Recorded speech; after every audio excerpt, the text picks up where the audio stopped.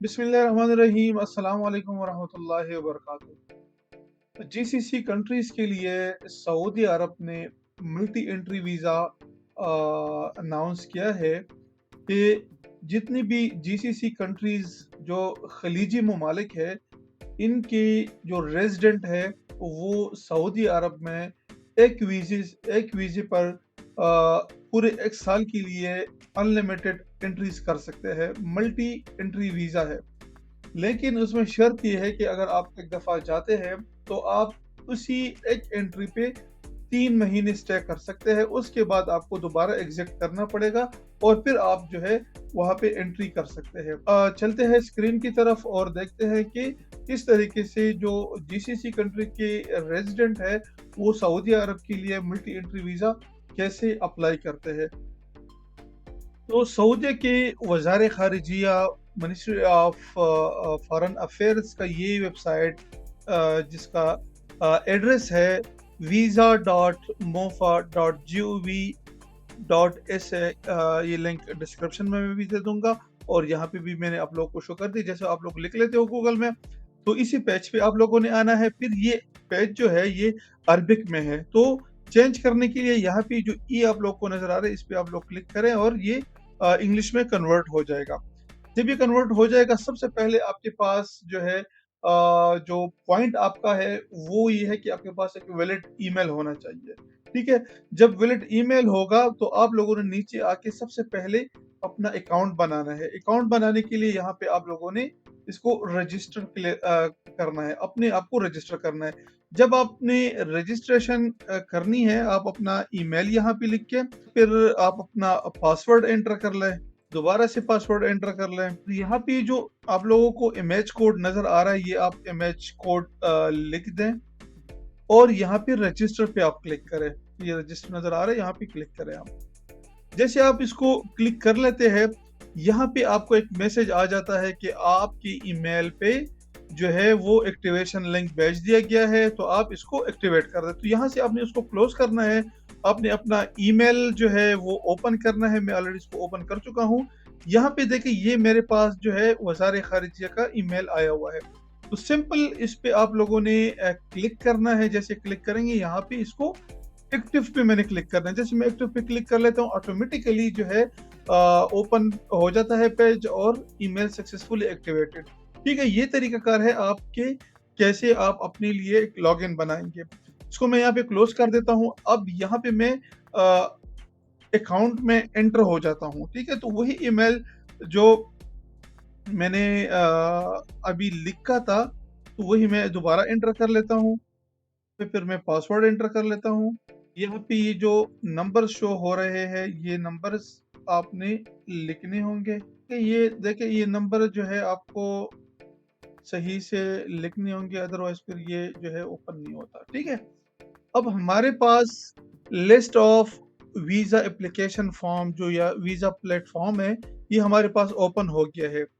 यहाँ पे अगर आपने पहले अप्लाई की है तो यहाँ पे आप अपना एप्लीकेशन नंबर लिखेंगे, पासपोर्ट नंबर लेंगे, अपने डाटा को आप रिट्रीव कर सकते हैं।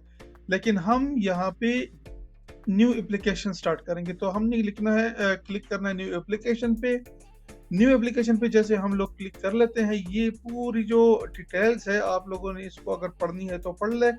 यहाँ पे नीचे जो वीज़ा की फीस है वो 10 यूएसडी है, अमेरिकन डॉलर है, और नीचे जो है 0.5 डॉलर है वीज़ा की बैंकिंग सर्विस। तो इसको आपने एग्री करना है। एग्री करने के बाद फिर आपने नीचे आना है। जब आप नीचे आएंगे ये सारी चीज़ें पढ़ के यहाँ से आपने दोबारा एग्री पे क्लिक करना है। एग्री करने के बाद यहाँ पे आपको जो है अपना वीज़ा फिल करना होता है। ठीक है, अपना वीज़ा फॉर्म फिल करना होता है। तो वीज़ा टाइप जो है वो आप सेलेक्ट करेंगे tourism visit visa, tourism visa. ठीक है, विजिट। यहाँ पे ट्रांसपोर्ट मोड आप अगर बाय एयर जाना चाहते हो, बाय लैंड जाना चाहते हो, बाय सी। तो फॉर एग्जांपल अगर मैं अपनी गाड़ी पे बाय लैंड जाना चाहता हूँ तो मैं लैंड लिखूंगा। आप सी पे जाना चाहते हैं सी कर दे या बाय एयर कर ले। ठीक है, अब यहाँ पे कंट्री ऑफ रेजिडेंट जो है, मैं कुवैत में रहता हूँ, मैं कुवैत लिखूंगा। यहाँ पे सऊदी मिशन एन बी यहाँ पे मैंने कुवैत करना है। ठीक है, अगर आप लोग किसी और कंट्री में जो है रहते हैं, आप लोगों ने उसी अपनी कंट्री का जो यहाँ पे आप लोग को नज़र आ रहा है, वही कंट्री आप लोगों ने सेलेक्ट करनी है जहाँ पे आप रिहाइश पज़ीर है। और सऊदी मिशन में जो वहाँ पे जिस कंट्री में आप रहते हैं, वो भी आप लोगों ने वहीं सेलेक्ट करना होता है, ठीक है? तो यहाँ पे अरबिक नेम वगैरह ये सारी चीज़ें माँग रहे हैं, अगर अरबिक नेम को लिखना आता है तो अच्छी बात है, लिख के अदरवाइज़ नहीं लिखेंगे तो कोई मसला नहीं होगा। तो यहाँ पे मैं अपना जो है लास्ट नेम एंटर कर लूँगा, ठीक है? यहाँ पे फर्स्ट नेम एंटर कर लें। जहाँ पे स्टेरिक लगे हुए हैं, इसका मतलब ये है कि इसको आपने हर हाल में फिल करना है, ठीक है? अब यहाँ पे इमेज माँग रहा है, तो इमेज आप लोगों ने ज़रूर सेलेक्ट करनी है। तो मैं देखता हूँ कि मेरे पास अगर इमेज पड़ी हुई है, तो मैं अपना इमेज भी अपलोड कर देता हूँ। ये मेरा इमेज है, हाँ, ये एक्सेप्ट हो गया, इसने एक्सेप्ट कर लिया है, ठीक है? तो मेरा पेज जो है वो पिक्चर जो है वो अपलोड हो गया है। नीचे मैं अभी अपनी मेरी करंट नेशनैलिटी जो है वो पाकिस्तान की है। पाकिस्तान में सेलेक्ट कर देता हूँ। Do you have any previous nationality? मेरे पास प्रीवियस नेशनैलिटी नहीं है। यहाँ पे फिर देखिए, यहाँ पे बहुत सारे लोग कन्फ्यूज़ हो जाते हैं। इसमें अगर आप के पास यूएसए वगैरह की या यूनाइटेड किंगडम वगैरह की कोई रेज़िडेंसी या वो है, तो आप इसको सेलेक्ट कर सकते हैं। अगर आपके पास नहीं है, तो आप इसको नन ऑफ द अबव भी कर सकते हैं, ठीक है? अगर आपके पास जीसीसी की रेज़िडेंसी है या जीसीसी में आप रहते हो, अगर इन केस गलती से आपने नो फ्रॉम द अबव कर लिया, फिर भी आपका काम हो सकता है। लेकिन बेहतर है कि यहाँ पे वैलिड रेज़िडेंस जो आपकी रेज़िडेंस नंबर होता है, फॉर एग्ज़ाम्पल रेज़िडेंस नंबर, ये जो बताका मदनिया होता है, बताका या इकामा जिसे कहते हैं, तो वो आप यहाँ पे एंटर कर सकते हैं, ठीक है? तो यहाँ पे मैं लेट्स सपोज़ अपना सिविल आईडी नंबर, जो रेज़िडेंस नंबर होता है, वो एंटर करूँगा। फिर रेज़िडेंस की जो एक्सपायरी है कि ये एक्सपायर कब हो रहा है, तो आपकी जो रेज़िडेंसी है, इसकी एक्सपायरी में मिनिमम 3 मंथ्स होने चाहिए, ठीक है? ठीक है? और इश्यूइंग कंट्री कौन-सी है? बहरीन है, कुवैत है, ओमान है, कतर है और अरब इमारात है, ठीक है? तो मैं कुवैत में रहता हूँ और कुवैत मैंने सेलेक्ट कर ली। इन केस अगर आपके पास नहीं है, आप ऐसे डायरेक्ट आए हुए हैं और आपके पास फ़िलहाल सिर्फ एंट्री वीज़ा है, तो आप नन ऑफ द अबव अगर कर लेते हैं, तो फिर भी आपका काम हो जाता है। लेकिन बेहतर है कि कन्फ्यूजन से दूर रहने के लिए आप अपनी डेटा को ज़रूर एंटर कर लें, ठीक है? फिर यहाँ पे आपने अपनी पासपोर्ट या जो आपकी रेज़िडेंस है, काफ़ी पासपोर्ट पीएनजी आपको वो देनी होती है, ठीक है? गूगल में जाके आप जो है सिंपल लिख दें PDF to JPG, PDF to JPG आप लिख के यहाँ पे सबसे पहले जो वेबसाइट आता है आई लव पीडीएफ, इस पे आप लोगों ने क्लिक करना है। सेलेक्ट पीडीएफ फाइल पे क्लिक करें और यहाँ पे आप अपना जो डॉक्यूमेंट है आपका पासपोर्ट, उसको आप सेलेक्ट करके ओपन करें और यहाँ पे कन्वर्ट टू जेपीजी कर दें, ठीक है? अब जैसे इसको कन्वर्ट टू जेपीजी कर लेते हैं, यहाँ पे आप अपनी ये प्रोसेसिंग के बाद आप डाउनलोड इमेज भी कर सकते हैं। यहाँ पे ऑलरेडी इमेज जो है वो डाउनलोड हो जाता है, ठीक है? फिर आप जाएँ अपनी उस पे फॉर्म पे जाएँ, यहाँ से पासपोर्ट जो है उसको आप देख लें कि कहाँ पे पासपोर्ट, हाँ, ये पासपोर्ट पड़ा हुआ है, इसको देख के यहाँ पे आप पासपोर्ट को अपलोड कर दें। अच्छा, ये साइज़ जो है वो कह रहा है कि साइज़ एक्सीडेड है। यहाँ पे ये देखिए, मुझे ये ऑप्शन आया कि आपका फ़ाइल जो है वो एक्सीडेड है 1 एमबी से, तो फिर लोग ये देख के भी परेशान हो जाते हैं कि अब इसको हम साइज़ कैसे कम करेंगे? तो आपके पास इंटरनेट है, आपके पास सब कुछ है, सिंपल आप जो है लिख के रीसाइज़ पिक टू 240 केबी, ठीक है? आप इसी वेबसाइट को ओपन कर लें, वेबसाइट को ओपन करके यहाँ पे आप अपनी इमेज को जो है वो अपलोड कर दें। ये जो मेरा इमेज पड़ा हुआ, इसको मैंने यहाँ पे अपलोड कर दिया। अब जैसे मैं इसको अपलोड कर लेता हूँ, यहाँ पे ये हो गया काम। यहाँ से इसको मैं फिर दोबारा से डाउनलोड कर लेता हूँ, ठीक है? डाउनलोड करके मैं वापस जाऊँगा अपनी फॉर्म पे और यहाँ से मैं इसको अपलोड करूँगा। देखिए, ये मेरा जो पासपोर्ट है वो अपलोड हो चुका है, ठीक है? अब जो रेजिडेंसी है, रेजिडेंसी कॉपी जो आपका सिविल आईडी वगैरह है, तो यहाँ से मैं अपनी सिविल आईडी को अपलोड कर रहा हूँ। ठीक है, ये मैंने अपलोड कर दी। फिर यहाँ पे आप अपना पासपोर्ट नंबर लिख के, यहाँ पे पासपोर्ट टाइप हमारा नॉर्मल होता है। उसके बाद इशूइंग कंट्री हमारी पाकिस्तान है। ठीक है, मैं पाकिस्तान से बिलोंग करता हूँ तो पाकिस्तान, कोई इंडिया से है तो इंडिया। अपने हिसाब से जो है आप अपनी कंट्री के हिसाब से आप अपनी डेटा को फिल करते जाएं। ठीक है, फिर डेट ऑफ इशुएंस कि आपका पासपोर्ट जो है वो कब आपको इशू हुआ है। 2020 यहाँ पे डेट ऑफ एक्सपायरी, यहाँ पे प्लेस ऑफ बर्थ आप जहाँ पे पैदा हुए थे, डेट ऑफ बर्थ आप अपना जो CNIC के हिसाब से आपका डेट ऑफ बर्थ है, आप अपना डेट ऑफ बर्थ मेंशन कर लें। उसके बाद मैरिटल स्टेटस, आप मैरिड है या अनमैरिड है, आप अपनी वो स्टेटस शो कर ले। फिर जेंडर आप अपना लिख के, और फिर KSA में जो होम एड्रेस है जहाँ पे आपने होटल की बुकिंग की हुई है या जो भी आपने वहाँ पे रिजर्वेशन की है, तो आप वो लिख दें। ठीक है, ये मैंने सिंपल से लिख दिया है।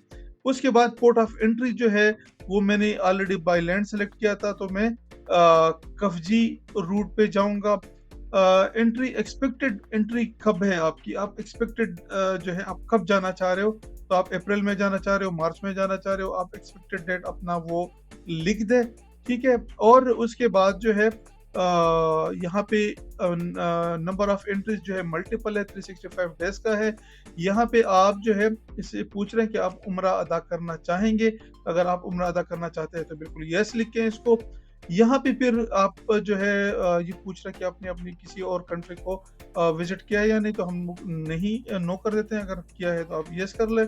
फिर यहाँ पे ये जो नंबर है, नंबर आप लोग यहाँ पे मेंशन कर ले, और यहाँ पे इसको आप सेव कर ले।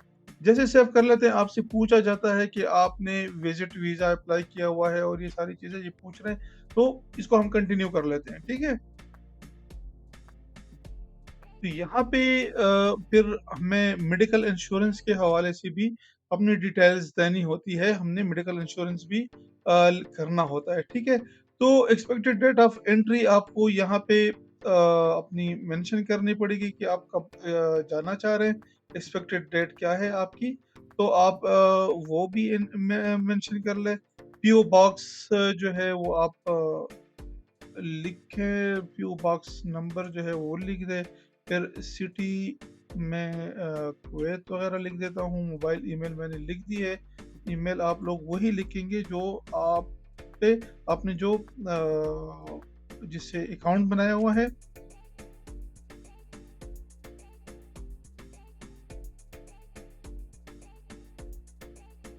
और अपना मोबाइल नंबर लिखेंगे। फिर यहाँ पे ये देखें, आप लोगों से कुछ क्वेश्चंस पूछे जाते हैं कि कभी आप बीमार हुए हैं, आपको कंजेनिटल डिसऑर्डर है, जो पैदाइशी बीमारी होती है, या कोई परमानेंट इंजरी वगैरह है। अगर है, अल्लाह ना करे, तो आप यस करें, अगर नहीं है तो नो कर दें, और फिर इसको सेव कर दें। जब आप इसको सेव कर लेते हैं, तो इसके बाद आपको जो एक नया फॉर्म ओपन हो जाता है, वो मेडिकल इंश्योरेंस का होता है, कि आप अपना मेडिकल इंश्योरेंस जो है वो कर ले। तो यहाँ पे देखिए, जो सबसे कम होगा हम उसको सेलेक्ट कर लेंगे, जो gulf union cooperative insurance company है। इसको सेलेक्ट करके आप सेव कर दे इसको। ये आपके हिसाब पे है, जो आप करना चाहते हो वो आपकी मर्जी पे है। ठीक है, तो ये टोटल देखे, एप्लीकेशन नेम और ये सारी चीजें आ गई। टोटल वीजा फीस $81 है। टोटल अमाउंट जो है वो 110 उसका बनता है, $110 का बनता है। ठीक है, तो इसको फिर आपने पे करना है। पे जैसे पे आप लोग क्लिक कर लेते हो, तो फिर यहाँ पे तकरीबन 20 सेकंड्स लेते हैं कि आपका जो पोर्टफोलियो है, जो आपका आपकी जो डिटेल्स है, वो बैंक के साथ लिंक हो जाए, तो फिर आपने उसको पेमेंट करनी होती है। तो यहाँ पे देखें, ये अभी कंप्लीट हो जाएगा हमारे पास। यहाँ पे ये इसको हम कर देते हैं सेंड टू बैंक। ठीक है, बैंक को हम लोगों ने सेंड क्लिक कर ली है। अब यहाँ पे आपके पास जो है 110 डॉलर्स आपके पास टोटल आ गए। यहाँ पे आपने अपना कार्ड नंबर लिखना है। कार्ड नंबर जैसे आप लोग लिख देते हो, जो भी आपका कार्ड नंबर है वो आप लोग लिख के, ये तो मैं सिर्फ अर्जी तौर पे कर रहा हूँ, ठीक है। आप अपना कार्ड नंबर लिख के फिर इसको कार्ड नंबर को इसको सेव कर ले, और सेव करने के बाद आप इसको पैक कर दें। जैसे आप इसको पैक कर लेते हैं, आपको इंशाल्लाह विद इन 24 आवर्स आपका वीज़ा ईमेल पे मौसूल हो जाएगा, ठीक है। ये एक कंप्लीट डिटेल थी जो मैंने आप लोगों के साथ शेयर कर ली। इसी तरीके से मेरे यूट्यूब चैनल को सब्सक्राइब कर लें, बेल का आइकन दबाएं ताकि ऐसे इंफॉर्मेटिव वीडियोस आप लोगों को मिलती रहे। Thank you so much. अल्लाह हाफिज़।